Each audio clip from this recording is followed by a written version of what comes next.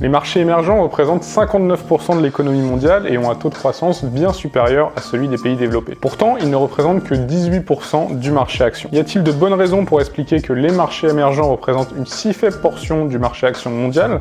Faut-il investir une grande partie de ton capital dans des pays comme la Chine ou l'Inde ? Comment investir dans ces pays ? C'est ce que nous allons voir dans cette vidéo.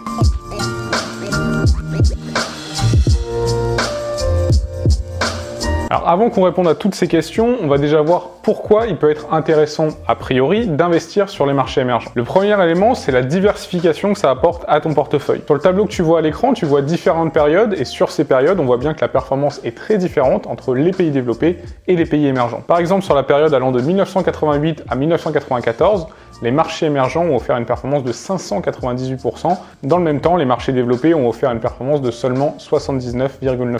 Alors bien sûr, ça va également dans l'autre sens. Par exemple, plus récemment, de 2010 à 2020, les marchés développés ont offert une performance de 133%, alors que les marchés émergents ont offert une performance de seulement 12,6%. Bien sûr, il est très difficile de savoir qui des pays développés ou des pays émergents vont performer dans les prochaines années. Donc avoir un portefeuille où tu investis à la fois sur le marché émergent et sur le marché développé, ça semble une excellente option. D'ailleurs, on voit bien que sur la période récente, les pays émergents ont offert une meilleure performance que les pays développés, donc on est peut-être en train de démarrer un nouveau cycle. Le deuxième élément qui devrait t'inciter à investir sur les marchés émergents, c'est le niveau de valorisation qui est beaucoup plus faible que les entreprises des pays développés. Alors on mesure le niveau de valorisation des entreprises notamment avec le ratio cours sur bénéfice. Si on prend l'indice MSCI World qui suit l'évolution des pays développés, on est à un ratio cours sur bénéfice de 30,57. Pour les marchés émergents, on est à 21,51. Alors il y a de nombreux éléments qui peuvent expliquer cette différence de valorisation, on va en voir quelques-uns par la suite. Le troisième élément qui peut t'inciter à investir dans les pays émergents, c'est la croissance du PIB. Sur le tableau que je t'affiche à l'écran, tu vois la croissance du PIB américain et la croissance du PIB des marchés émergents.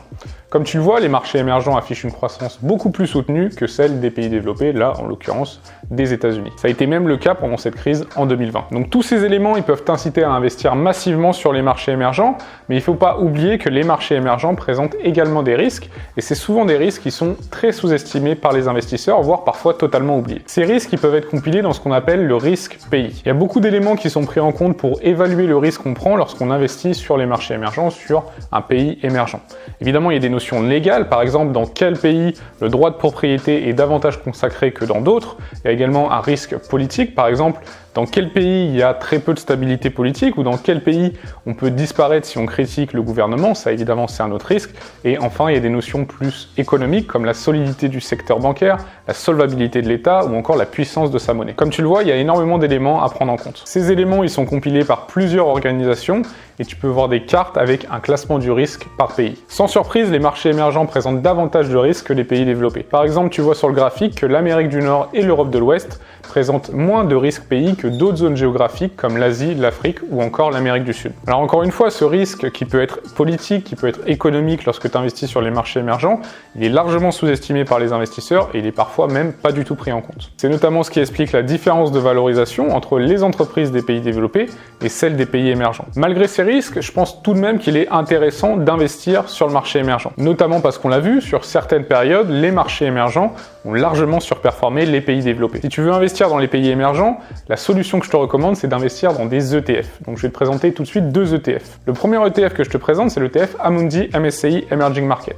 L'indice MSCI Emerging Market, c'est vraiment l'indice de référence pour investir sur les marchés émergents. Donc avec cet ETF, tu vas suivre cet indice et tu vas investir principalement en Chine, mais aussi à Taïwan, en Corée du Sud ou encore en Inde. L'avantage de cet ETF, c'est qu'il est éligible au PEA, donc tu vas pouvoir bénéficier d'une fiscalité avantageuse. Tu vas payer uniquement 17,2% sur tes plus-values au lieu de 30% si tu investis avec ton compte titre ordinaire. Donc ça, c'est vraiment la solution de la simplicité.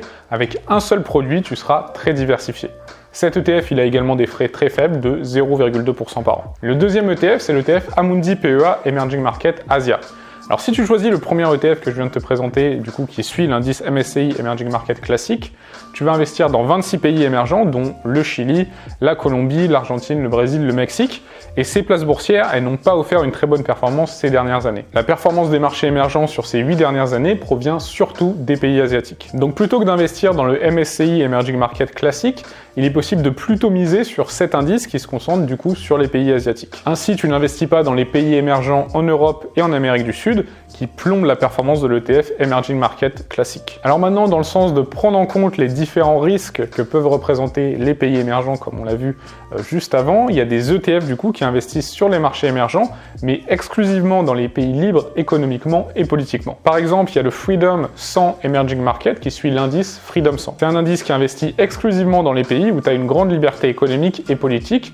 Donc par exemple, cet indice, il exclut la Chine pour des raisons de droits de l'homme et de manque de liberté politique et économique, alors que c'est le pays numéro 1 de l'indice MSCI Emerging Markets. C'est un indice qui exclut également les entreprises qui sont contrôlées par l'État. Donc le pari, c'est qu'un libre marché avec des entreprises indépendantes du pouvoir politique devrait avoir une meilleure performance qu'un marché où il y a moins de liberté économique et où le pouvoir politique s'immisce dans le choix des entreprises. Dans les pays émergents, l'ETF Freedom 100 investit principalement à Taïwan et en Corée du Sud. C'est des initiatives intéressantes qui se lancent. Tu as également des ETF qui investissent dans les pays émergents, mais qui excluent de leur portefeuille les entreprises où l'État a des participations. Donc voilà pour cette courte vidéo, j'espère que tu l'as appréciée. Si c'est le cas, n'hésite pas à me remercier en mettant un petit pouce bleu, ça m'aide grandement dans le développement de cette chaîne. Je te remercie d'avance. Tu l'as compris, moi j'investis à la fois sur les pays développés et les pays émergents. Si tu es intéressé et que tu veux découvrir des produits dans lesquels j'investis personnellement, du coup pour suivre la performance des pays émergents et pour suivre la performance des pays développés, tu as un lien en description et tu découvriras également des produits pour investir dans d'autres classes d'actifs. Je te laisse regarder, encore une fois, tu as un lien en description. Donc c'était Benoît, je te souhaite toujours plein de réussite. Ciao!